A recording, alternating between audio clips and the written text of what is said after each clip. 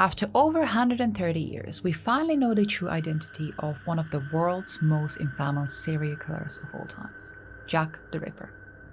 But as much as the recent claims are based on what we could call hard DNA evidence, there are still some people that argue that he was actually someone entirely else. So let's dive in and decide for ourselves.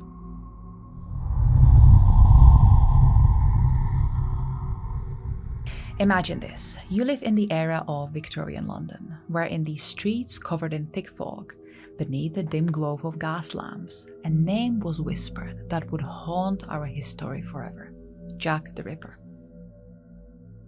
But who was he, and what is it exactly that he did? Well, between August and November of 1888, this unknown killer stalked the narrow alleys of Whitechapel, which was then a very poverty-stricken district of London's East End. And all he was leaving behind was a trail of unimaginable horror. But Jack the Ripper wasn't just a murderer. He quickly became a phantom of the city, because nobody could really reveal his true identity. He struck in darkness and then vanished without a trace. But on top of this, he also taunted the police and press with letters he signed in a name that would soon spread fear through the city. His victims were all women, but they weren't just any women. They all shared the same set of traits. They were all working-class prostitutes struggling to live in one of London's harshest neighborhoods. But this wasn't everything. You see, each murder was more brutal than the last, and the method showed surgical precision and a great knowledge of human anatomy. So did that mean that he was some sort of a deranged doctor? Now, before we dive into the speculations, let's examine his victims first. There was Mary Ann Pauline Nichols, who became the first. A daughter of a locksmith who later married and had 5 children, she unfortunately slipped into poverty after her marriage fell apart. By 1888, she was living in the lodging houses of Whitechapel, where on the night of 30th of August, Mary was seen leaving the place because she could no longer afford to pay for a bed there. But before disappearing into the night, she told the keeper that she would soon get her dust money. Now, dust money was used in Victorian England as a form of payment for very low-cost lodging and minimal amenities. It was basically your last resort if you had to be sleeping rough on the streets. But according to what Mary was just after saying, it also meant that she had every intention of returning there. Now, the same night at around 3:40 a.m., a carman named Charles Cross stumbled upon what he thought was a bit of tarp in Bugs Row. But as he came closer to examine it and pull it aside, he quickly realized that it was actually a body of a woman, lying on a bag with her skirts pulled up and her throat cut so deeply that her head was nearly decapitated. When the police and the doctor arrived on the scene, Dr. Levlin found that both sides of her neck had been sliced open with what must have been a long, sharp knife. He also confirmed that her abdomen was savagely mutilated, but apart from that, there were no other clues left on the scene because the killer had struck swiftly and vanished into the night, leaving no witnesses or even footprints. Now, her identity was revealed a day later by her estranged husband, and she quickly became the first known victim of this dark menace. But just over a week later, another victim was found. Annie Chapman, who lived a hard life. She was a widow with family troubles, living in poverty, and so she relied heavily on casual work and charity just to survive. But then, on 8th of September, her mutilated body was discovered in the backyard of 29 Hanbury Street in Spitalfields, London. Her throat again had been deeply cut in 2 places, just like Mary's, but this time the mutilations were far more brutal. Her abdomen had been slashed open. Several organs, including her uterus and bladder and portions of her stomach, were just removed and missing. Pieces of flesh were laid on her shoulders as if the killer wanted to send some twisted message. Now, witness testimony placed her speaking to a man outside of a lodging not long before she died. And so everyone began to wonder, was this the real killer? Then, as the news quickly reached the public, her brutal death sent shivers through London, and this crime made the case impossible to ignore. It showed that Jack the Ripper was becoming more daring and violent, but we all know that he was far from being done. 3 weeks later, a third victim was found. Elizabeth Stride, also known as Long Liz, was a Swedish-born living in London under very difficult circumstances. She worked the odd jobs, and just like the other two women, she also lived in lodging houses. And on the night of 30th of September at around 1 a.m, her body was discovered in Dutfield Yard or Berners Street in Whitechapel. But this time, something was different. Now, unlike the other two victims, Elizabeth's body had one wound, a deep, clean incision across her throat that managed to cut through her left carotid and trachea. But apart from this, her body was intact, unlike the other two. She was also still clutching lozenges in her hand, and so it seemed like she died very quickly. So perhaps the killer surprised her and killed her with one long cut, without her even realizing and suffering. But even though her body was not mutilated, Elizabeth was still marked as Ripper's third victim. But the authorities believed that he didn't just change his style. They actually thought that he was interrupted. But as it would turn out, that night was far from being over, because she was not the only victim. Less than an hour after Elizabeth's discovery, another body was found. And this one was of Catherine Eddowes, making the murder together known as the double event. I'm guessing that this happened because he got interrupted that same night, thus not being able to complete his murder the way he really intended to, and so he went on to mark yet another woman. Catherine, known to many as Kate or Kate Kelly, lived in and around the East End, doing domestic work, seasonal labor, and also the occasional prostitution, just to be able to survive. But then the same night of the 30th of September, Catherine was found in Mitre Square. And just like in the other cases, the Ripper did not spare her the awful deed this time. Her throat was severed, her abdomen and face horribly mutilated, some of her organs were missing, and her intestines were again placed over her shoulder. Now, the postmortem estimated that doing all of this to her would take about 5 minutes. And so it is no wonder that when Catherine was found in the spot patrolled by the police, the killer was long gone. But over a week later, he would strike again, killing the Irish woman Mary Jane Kelly. Mary, who just like the other victims, was living in poverty in Whitechapel, doing whatever to survive. But she did have slightly better living conditions, because she lived in her own room at 30 Miller's Court, which was this tiny single room behind a lodging house. But then on the morning of 9th of November, the landlord's assistant came knocking on Mary's door since her rent was now overdue. But because she was yet not answering, he peered through her window, but what he saw that day would haunt him forever. Mary had been murdered in bed, and the mutilations were far the most extreme. Her face was horribly disfigured, her organs removed and spread around the room, and her body eviscerated, with her abdomen destroyed in a way that suggested the attack actually took some time.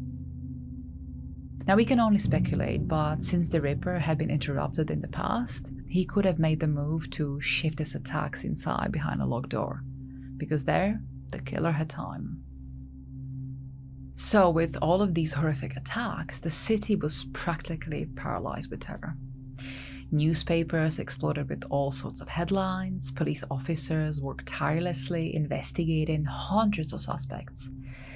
But even though they had multiple witness reports, patrols, interviews, and even kept a close eye on a handful of suspects, the Ripper seemed to be everywhere and nowhere at once. But then the killings stopped as suddenly as they began, leaving behind only blood, mystery, and hundreds of unanswered questions. But above any of them all, everyone wanted to get to the bottom of who Jack the Ripper was. Some claimed that he was this twisted psycho who must have worked in the medical field because he knew how to work with a blade and knew his way around human anatomy. Others thought that he was an artist or a foreign sailor and even a member of the royal family. But it would take over 130 years before the face behind the terror would be finally uncovered.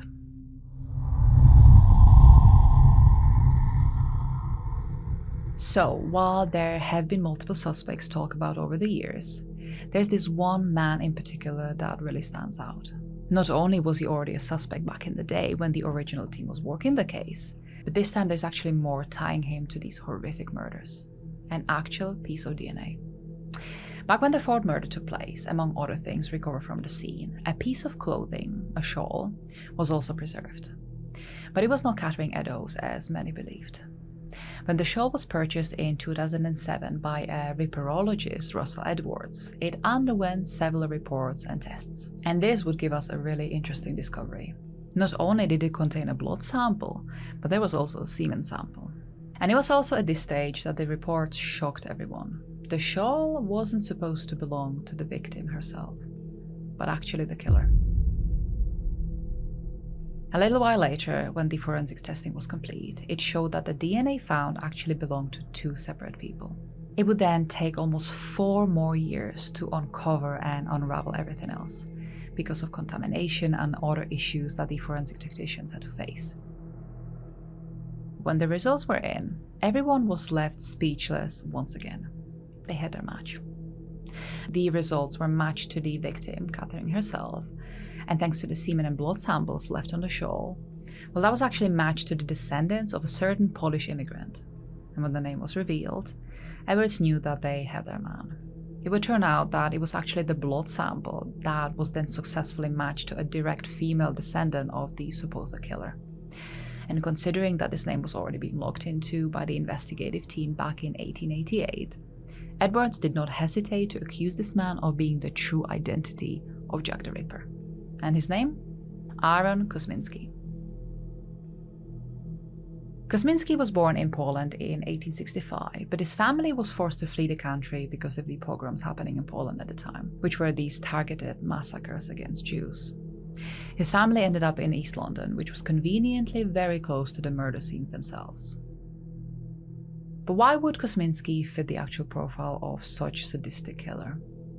Well, he was quite handy with the blade. He worked as a barber, which now I think of it, it reminds me of Sweeney Todd. And I mean, if you really wanted to go down the rabbit hole, would it be really that far-fetched to say that Jack the Ripper could have taken inspiration from the demon barber of Fleet Street? I mean, the character first appeared in 1946, with a stage adaptation be released later that year, so it is entirely possible that the killer found his muse in that way. But of course we know that Jack the Ripper went much further than just slicing throats of his victims, and Kosminski did have the predispositions. Since 1885, so 3 years before the murders, he was said to start suffering from severe schizophrenia, which means that the way he was feeling, thinking and behaving was being seriously affected. Now, for those who don't know, schizophrenia can also cause a state of psychosis, where one can lose their contact with reality through hallucinations, delusions, and disorganized thinking and behavior. So it is entirely possible that Kosminski was experiencing exactly this, and that led him to his urge to kill. Now, in the end, Kosminski ended up being locked up in several asylums around London, where he developed a fear of being fed by other people and even refused to be washed or even take a bath. So you can imagine how his final days must have looked like. So Kosminski would certainly fit the profile of this deranged character who lived very conveniently nearby. And unfortunately, he was never brought to justice because he died in 1919 when he turned 53. But like I've already mentioned, at the time of the murders, he was named as one of the official suspects by even the Chief Inspector Swanson. And so when his name surfaced after all this time, it is no wonder that people like Edwards got very excited. It certainly would seem like this would be too much of a coincidence otherwise, right? Unless, of course, he was being framed by the real killer himself, who kept a close tab on who the suspects were.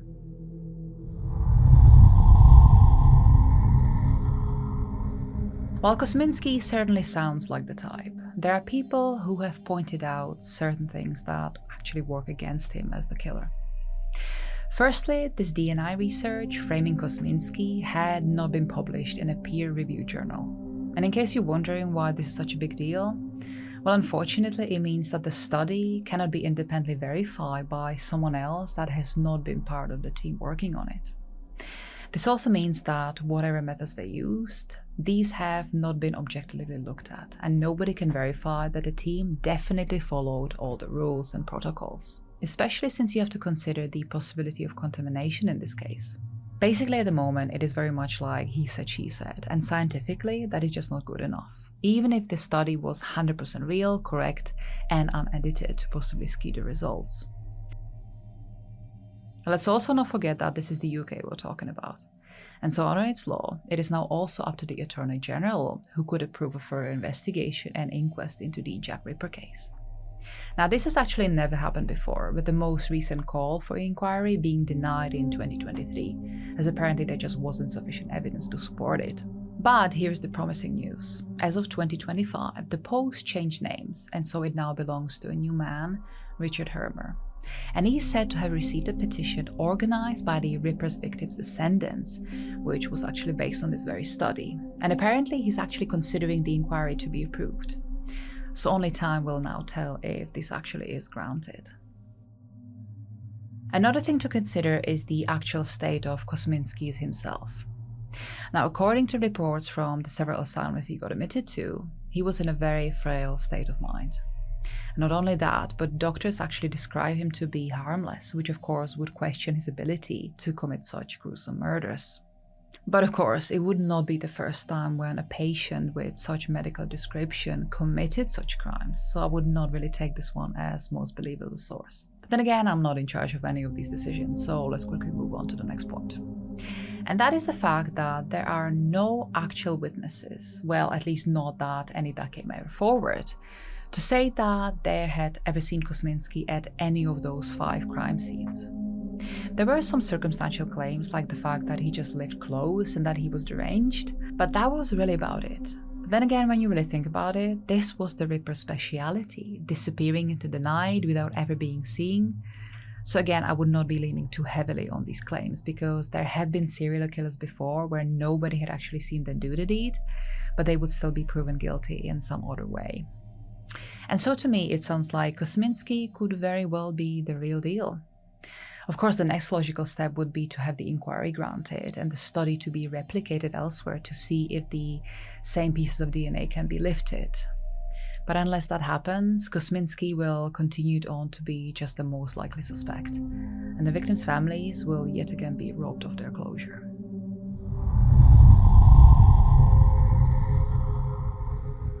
The fact is, Kosminski is currently the only suspect that really fits the profile the most, especially since we have the DNA evidence.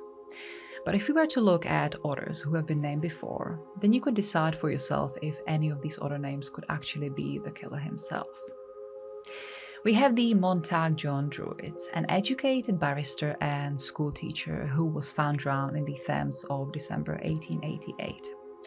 So not only was this shortly after the last murder took place, suggesting he could have just taken his own life after the murders, but he was actually named as the most likely suspect by the Assistant Commissioner McNahan at the time.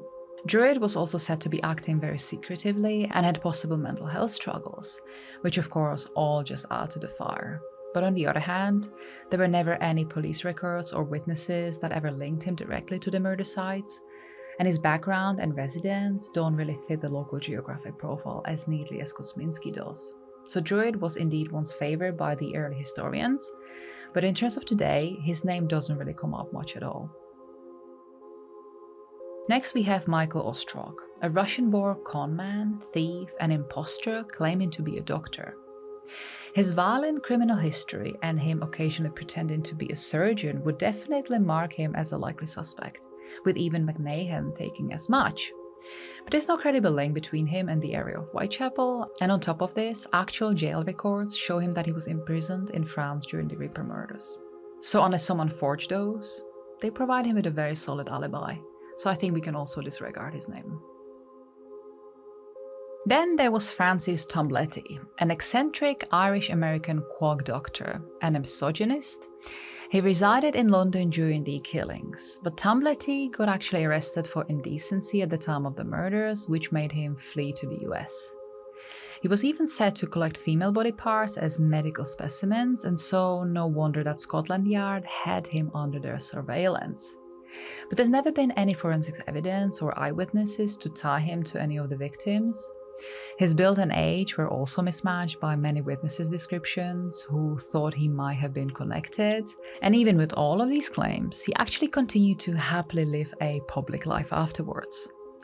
So as much as he was a rather colourful character, there's just never been any solid proof. Next, let's have a look at Walter Sickert, a well-known British painter and a student of Whistler, whose name you actually might recognize. Whistler was this famous American painter, with his most prized painting being Whistler's Mother from 1871, which is currently on display in Paris. And as for Sickert, well, this is where things get very interesting. His paintings allegedly contain hidden Ripper references. He painted this one piece in 1907 that he named Jack Ripper's Bedroom. And in his work of the Camden series, he portrayed a murder of the prostitute Emily Dimmock. But then in 2002, the writer Patricia Cornwell released her book called Portrait of the Killer, Jack the Ripper's Case Closed. And in this very book, Cornwell claimed to have found DNA from the envelopes the killer sent to the police at the time, linking Sickert directly to the Ripper. She also claimed that Sickert had been made impotent by a series of operations on his private parts, which led him to this profound hatred for women, so making him capable of such heinous murders. But when other people looked into this, they found contradicting evidence. Firstly, the doctor who was to operate on Jan Sickert was actually specialized in rectal, not genital procedures. Sickert was also said to be anything but impotent. His first wife divorced him because he was cheating on her, and the fact is that he was actually supposed to have multiple mistresses at the time and father at least one child. The Ripper letters are also considered to be almost certainly hoaxes, with the DNA quality being extremely low and inconclusive. And lastly, even though Sickert was definitely fascinated by murder, even including it in his works, well, he was often away from London during the Ripper murders. So it seems like his name was largely made big only because of popular culture. And lastly, let's have a look at James Maybrick, a Liverpool cotton merchant who died in 1889 after being possibly poisoned by his own wife. But the only possible evidence for him was this controversial Ripper diary that surfaced in 1992, allegedly written by him, where he confessed to the murders. Now, he was to go on this murderous rampage after he found out that his wife had been cheating on him. But here's the thing, the diary's authenticity is widely discredited because of the actual information within them. You see, while the information did have intimate details of each murder scene, it also contained all these small inaccuracies and errors the newspapers of the time managed to spread around. Which means that it must have been only written by someone who read about these murders instead of committing them. And on top of this, no historical evidence places him in Whitechapel during the crimes. So it looks like his name we can also disregard. Now, this list is by no means exhaustive. There are actually 24 names in total, and I'm sure that even those are not of everyone who has ever been thought to be the Ripper. I mean, one of those names is even to be H.H. Holmes, the infamous serial killer from the States. But none of them have the recent DNA evidence like Kosminski does. And so maybe now we really do know who Jack the Ripper was. We just now need the official confirmation. But what are your thoughts? Do you think that Kosminski did it, or do you have your bet on someone entirely else? Be sure to let me know in the comments. Until next time.